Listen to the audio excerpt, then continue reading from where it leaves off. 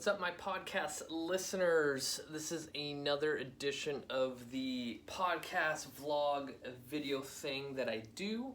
And today we're going to do the part 2 of our low back pain exercise selection topic that we did last time. And I quickly realized that it needed to be a lot longer. So to kind of recap from the last episode where we talked about low back pain, movement of the spine, exercises that tend to flare it up, exercises that you should avoid, and we started talking about exercises that we need to do in order to keep the spine happy, healthy, and strong.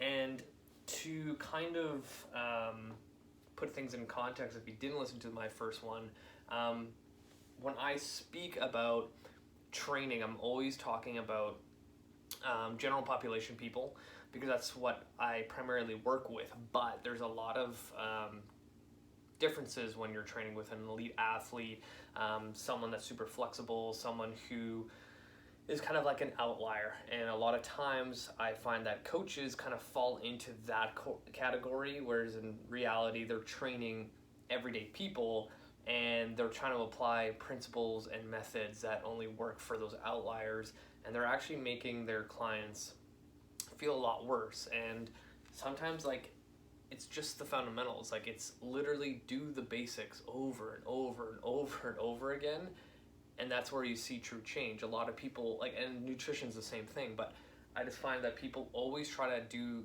overcomplicate things when you really don't need to, So that being said, we're gonna go through a lot of the progressions that I do, and we're going to go similar to what we did with that deadlift video of my progression for someone that was either brand new to exercise, never touched a barbell, to eventually barbell deadlifting. And to kind of keep in mind too, I will throw in different aspects to training when it comes to back pain, of what exercise you should do, what you shouldn't do, and little other things that I'll sprinkle in. So the whole process of core training, there are so many different exercises out there that all work great, and I won't be able to cover all of them in this one video, but I will showcase the ones that are most commonly used in my programming, and that tend to be safe on the back. So I believe last time what I got through is kind of like my phase 1, where we focus on breathing, we focus on dead bugs, bird dogs, and carries. And those kind of open the door to so many other things, because I find that when you don't build that base and then you go try something like an ab wheel rollout, you fuck up your back, right? So you need to have that level of progression, and this is where a lot of people forget. And it's just similar to you're brand new to the gym, and instead of learning how to hinge with your hips, you're gonna go barbell deadlift. So the one thing that we'll go over, I don't think I mentioned last time, is half kneeling positions.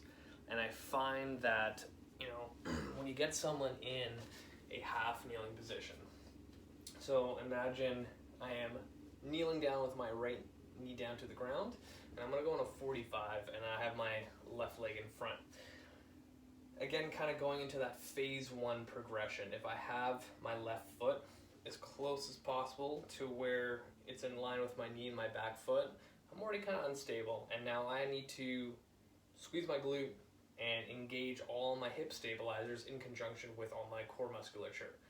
I absolutely love using half kneel everything for proper core recruitment and proper hip stabilization, and teaching the body how to build stability. And if you remember in my previous episodes, I always mention and refer to stability as safety. We're creating safety around our entire body. So that being said, if I can constantly recreate that focus of, I'm constantly going to feed you the ability to continue to stabilize you, continually build stability. And why not do that in all different types of exercises? So that's why the half kneel is so brilliant. And it kind of covers that area of teaching the low back how to be stable and strong. Because anytime low back pain kind of pops up in my clinic, it's usually to do with poor hip mobility and poor hip stabilization. And if I can cover those two things, then that's going to help this individual who has low back pain or has had flare-ups in the past.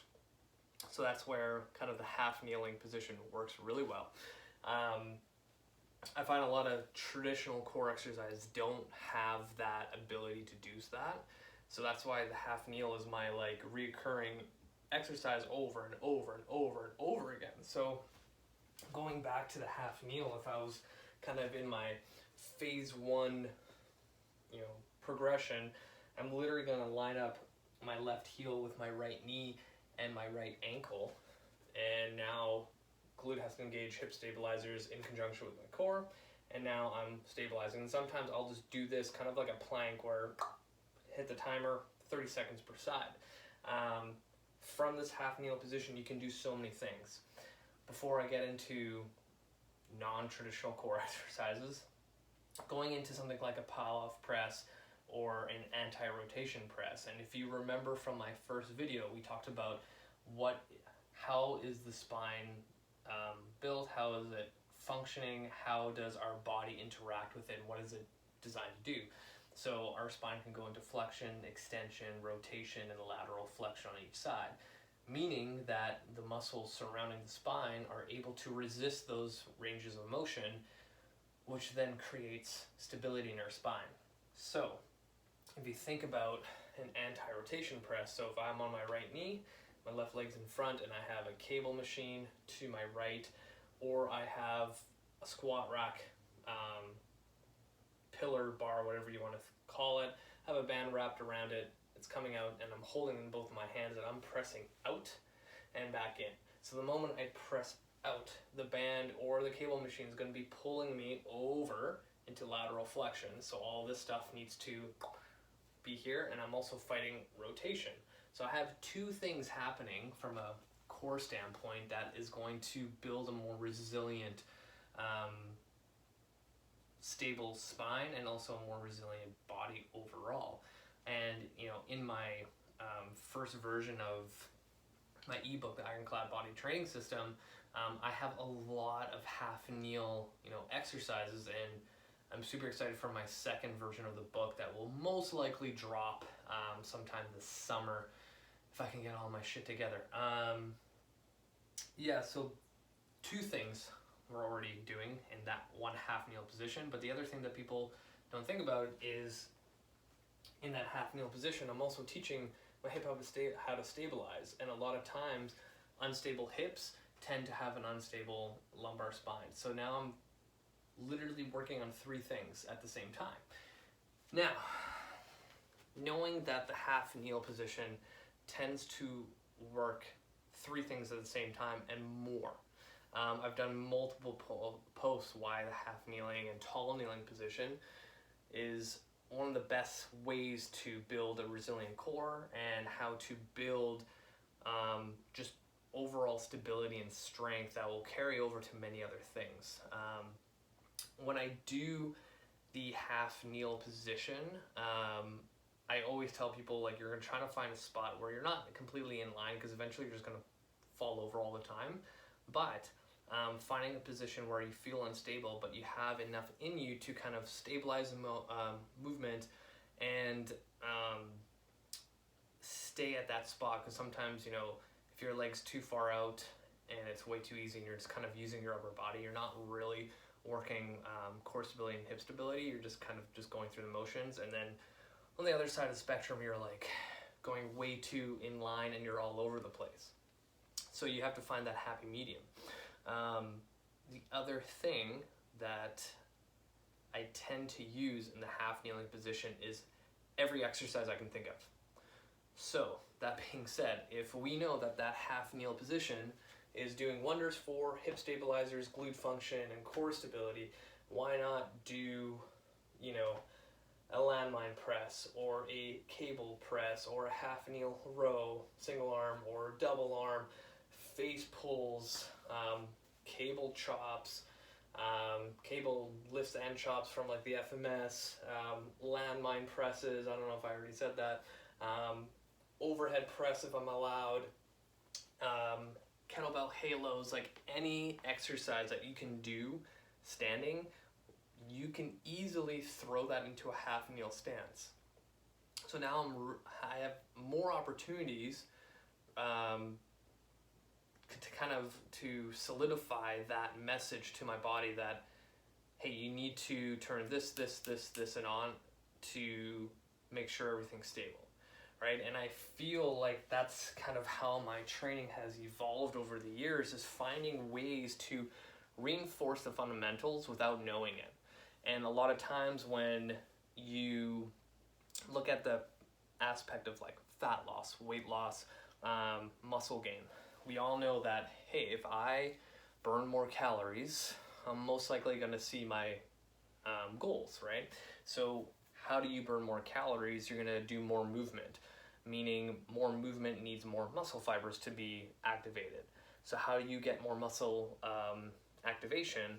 With exercises that require more, right? So we all know that, say, a bicep curl compared to a Olympic snatch, right? That bicep curl has a lot less muscle activation than a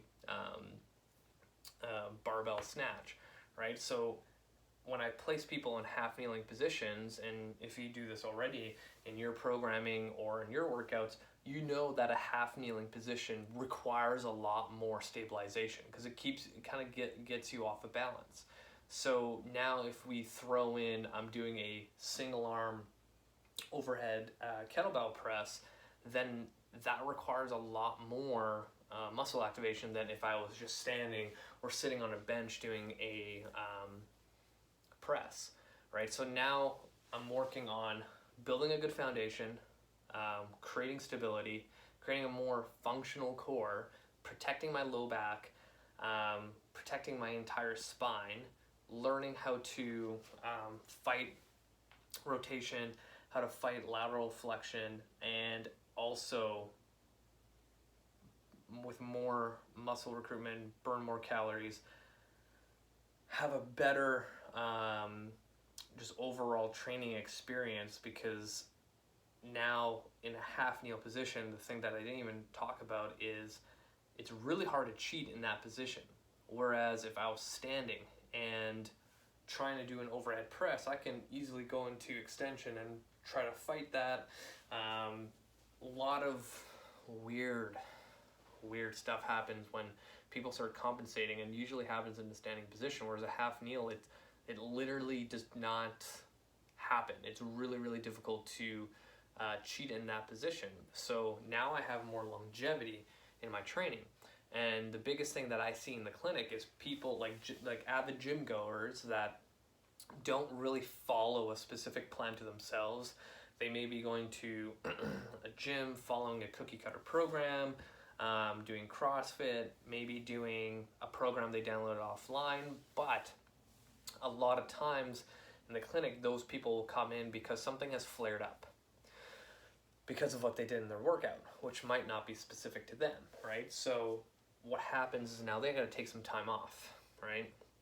Usually those people coming into the clinic are so far gone that they physically had to stop training, but all the weeks kind of leading up with that little flare up in their elbow, in their low back, in their knee, whatever it is, already started slowing down their volume of training, which is now preventing them from seeing success, what they want to achieve, whether it's fat loss, muscle gain, endurance, whatever it is, right? And now they're at a point where they've stopped completely. And then getting under a treatment plan might be another 2 weeks of no activity, some activity, and eventually reintroducing them to that environment of their training, and still following some restrictions, some modifications, and they're still not at that volume that it used to be, So now that, little piece of your training year, that macro cycle of your programming, say it was 6 weeks in total, where you could have been pain-free and still pushing yourself in the gym like you want to, right? That's another thing, is like you'll see those like motivational videos of like The Rock working out, and you're like, oh shit, like I need to start training like him, like a fucking badass. But the stuff you don't see on social media is like his recovery strategies in order to do that, right? Nobody talks about recovery because it's not that exciting, but that's kind of the missing link. Like, are you actually doing stuff to recover from the stuff that you're doing in the gym? Like,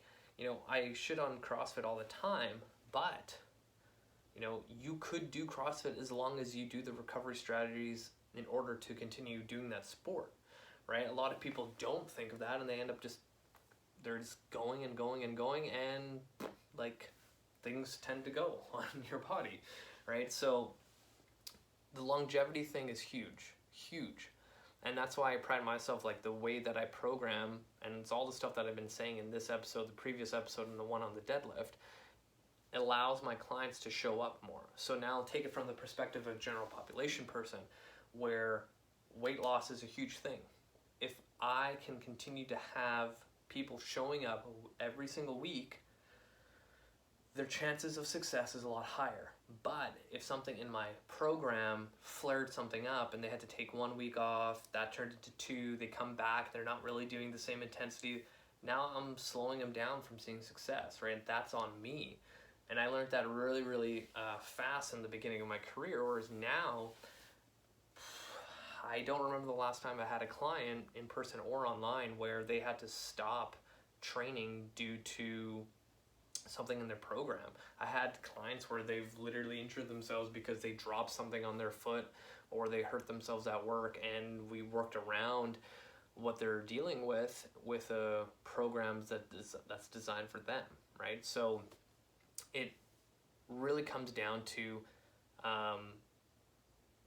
your overall goal. And this is how I look at training. It goes into so many aspects, right? We're literally talking about low back pain and why you need to stop doing crunches, and here's some other exercises. But those exercises have more layers to them, in the sense that now I can showcase that if you do this exercise, it has all these other benefits that go into all these different categories into your overall goal of what you want to achieve this year. And now that we're in 2021, I think we all want to get through the COVID and the holiday weight gain and finally see success. But a lot of us, probably most of the world, have been working from home on their laptops, and now they're sitting a lot more or laying in bed, and stuff is stiff. Like for me, I felt that. I've done a lot more computer work this past year, and my hips are tight. Like when I teach my kin stretch, I was like, damn, like this was not like it was before. So that's how I kind of look at exercise. Like, am I choosing exercises that are going to influence other facets of my training and also other categories of success in life, right? That's why I don't think, honestly, crunches is one of those things that are gonna give you the results you're looking for. Man, I went on a big tangent there. Where are we going from here? Half kneeling stuff. So for phase 1, we followed breathing, dead bug, bird dog, side plank, sprawl plank, and then we just got into the half kneel stuff. So kind of the next progression from there that I like to take my clients to is just looking at those little exercises and how to progress them, right? And if you look at my entire core training, I follow what our spine is designed to do, and the categories of dead bug, bird dog, planks, carries, and cable stuff for being in half kneel. So if I were to take those 5 categories and now progress it to the kind of the next level, what I'm looking for is now, let's say, the dead bug. And you've seen so many videos that I posted online of so many different dead bug variations. The biggest thing that people need to understand with dead bug is keeping tension, right? So when I coach people core exercises, teaching them tension is another way to define stability. And I've made an entire episode about what stability is.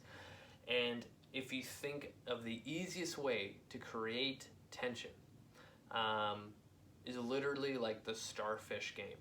I can't remember if I taught you guys this, but if I was laying down like a starfish, hopefully I got enough room here, and both my arms are on the ground, my feet are on the ground, and all I do with a client is like, don't let me move you.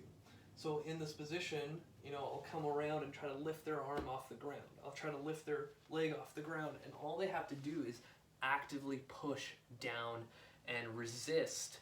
And that's what core training is. Is resisting resistance. I know it's a terrible way of explaining it, but to resist rotation, flexion, extension, lateral flexion, and rotation, right? So that's the easiest way to be like, that's how I want you to turn on your core. That's another topic. I don't even think I brought that up last time. Is a lot of people think of turning on their core as like, I'm gonna brace and don't let anyone hit me, right? It needs to be more dynamic than that. So, for example, in the dead bug, when we're here, it's nice, loose, and goosey, but as I'm extending, I'm creating more tension, holding it for a second, and then coming in to relax. So a lot of times when I teach tension, it's like, when you extend that leg, I want you to drive your heel to that opposite wall, and then with your opposite hand, create a fist to create as much tension, and then relax coming in. Because a lot of those times where you need to learn how to create tension and relax showcases, pops up in other exercises that you need to do. So think of a deadlift. You need to create a lot of tension as you're driving up, and then you kind of relax that tension on the way down on a smaller scale. So a lot of times my core training ends up, again, in other exercises. So progress the dead bug in any of the videos I've ever posted, and if you're new to my channel, like and subscribe, but just go into my core section or just search up dead bug. I have so many variations, and they all evolve with tension. So I think my first dead bug video was filmed in 2014, and it's just a basic dead bug, but all the different variations have a level of a little bit more tension. Same thing with the bird dog, a little bit more dynamic, but you can still progress it. So I like using a band single arm row. I like using a cable single arm row. I will do a dumbbell row off a bench, either with the leg in a, what's it called, so many thoughts are running through my mind, I can't even speak. A dumbbell row on a bench with the one leg extended the whole time, or with the leg moving as the arm goes. You can do the high tension bird dog that I've posted a long time ago, and every time I do it in my kid stretch class, it literally just kills people. One, because it's super slow. We're working a lot of isometrics in it, and it's literally probably my favorite thing right now for core training. And then when it comes to carries, last time we kind of talked about a double-handed carry, single arm carry. From there I would go into a bottoms up carry. You can go into a racked carry if you know how to clean. I tend to go into a rack carry with a dumbbell first, and I also rotate it this way, and I also push my arm forward. So if I was sideways, a lot of times people have it racked pretty close, but I like to rotate it in. So if I had two dumbbells, for example, one, I can squeeze them together, and then also I push them out a little bit, so now I get a little bit more anterior core. So it's kind of like the goblet squat position. It tends to help a lot when it comes to activating that core. Other progressions, say in that half kneel, say you were doing that anti-rotation press, I might add a little front raise, and again, challenging anterior core, just doing that. You don't have to go above your head, but I like to here and up. And I started also adding the TRX where feet go in, we can just do the knee drive or the atomic crunch, whatever you want to call it. It's not really a crunch, it's kind of like a reverse crunch, and that is a whole other topic on itself, the reverse crunch, which I might leave for next time. But I also like going into like a tall kneeling rollout with a ball, and I wish I had a stability ball. I need to get it in my little gym area. But again, if we know that the spine is designed to fight extension, a tall kneeling position, if I had a ball underneath my hands and I had to roll out and let my entire spine along with my hips go in that direction, I'm fighting again to keep my extension from happening here and just keeping it neutral. That works really, really, really well. Again, a progression from a front plank can either just be a push-up position, like get someone in a push-up position perfectly lined up. They're gonna have a tough time fighting that. Sometimes it comes down to just getting creative. Like there's so many front plank variations, but this is an easy way to remember how to see if you're ready for like a front plank variation. So like if I had someone in a front plank position, or they're trying to do like reach outs or something, the biggest thing to know is the moment that the hips get unlevel, you're not ready for it. I see a lot of shitty front planks with the hips super high and they're also rocking, and like you're not getting the benefit of the exercise. If anything, you're doing more harm than good on that lumbar spine. So a lot of times it comes down to doing the foundations again. And when I get people progressing through core stuff, it's very, very, very simple, but it's difficult. And when you kind of keep to that, I gotta find a dead bug, I need to find a plank, I need to find a bird dog, I need to find a half kneeling something, and I need to do some sort of a carry. That's all you really, really need. And there's a lot of exercises that are, again, non-traditional and that work your core. So if I got someone in a offset dumbbell racked squat, like I am fighting anti-lateral flexion while squatting, like that's a really good fucking core exercise. Like, or just a regular dumbbell goblet squat, like having that weight in front of you, you are fighting your body from going into flexion. Like you need all this stuff to be activated to hold that position. Again, non-traditional core exercise, and guaranteed if you throw yourself some little, like, what's it called, little electrodes test muscle activity, comparing a goblet squat to a crunch, 100%, that goblet squat is going to get more activation, more muscle activation, like we were talking before, when it comes to crushing goals in 2021, when it comes to building muscle, burning fat, whatever it is. Where was I going with that? Another example, how people tend to overcomplicate things. They'll look at the goblet squat like, oh, goblet squats are easy, I need to like progress myself and like work harder, so I'm gonna do like a what's it called, barbell back squat. Sure, it's a harder exercise, but do you actually have the prerequisites to actually do that effectively to get the benefit, right? If I took that person who has that mindset, like, oh, I need to do the back squat because it's harder, and they're like putting 135 on and like can barely do a good set of like 6 reps, for example, I'm like, guaranteed if I took that person and gave them the 100-pound dumbbell to goblet squat for 6 reps, it was gonna crush them. It just requires a lot more. So,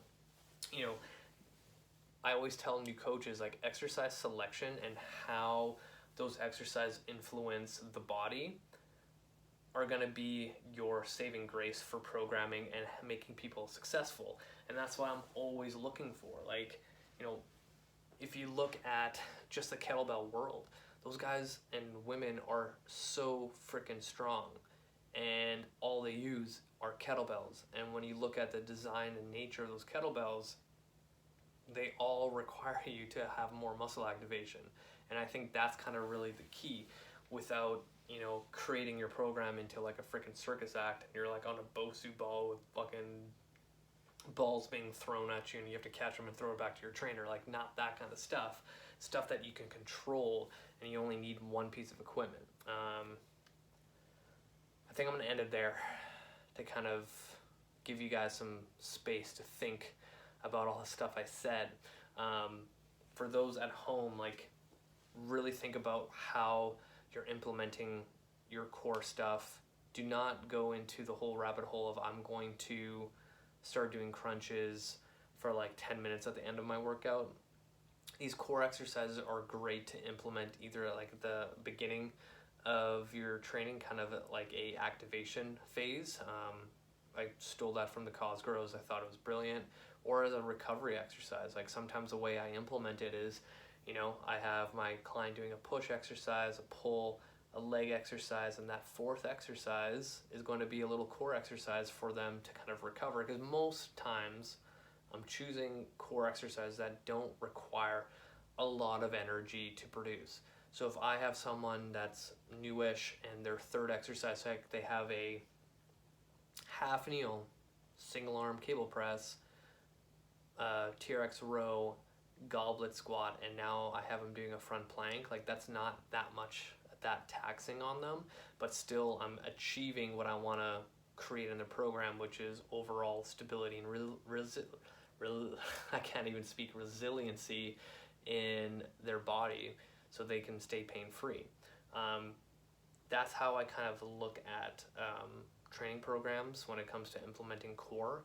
I don't ever put together an entire core workout that doesn't like compute in my head. Like, we're working on your core in every single workout, so there's no sense of creating an entire day dedicated to it, kind of like the traditional bodybuilding if you have like an abs day. But I think that's going to be it for today. I've given a lot of information of how I progress my core exercises, like kind of the train of thought of functional core to keep your low back safe, and kind of just elaborated a little bit more on that previous episode. So hopefully that was helpful. I am going to leave it at that. If you have any questions, feel free to reach out. And if you have any topics you want me to cover, let me know. And I will continue giving you guys the best fitness and health content out there. Thank you so much for your time and patience with me this past year. Thank you. You guys are awesome. Hit the show notes if you are listening, if you want to watch the video. Today was more talking. I did demo a little bit. And also hit the show notes, add me on Facebook and Instagram. I post a lot of video stuff and picture stuff. And that's it. Until next time, you guys.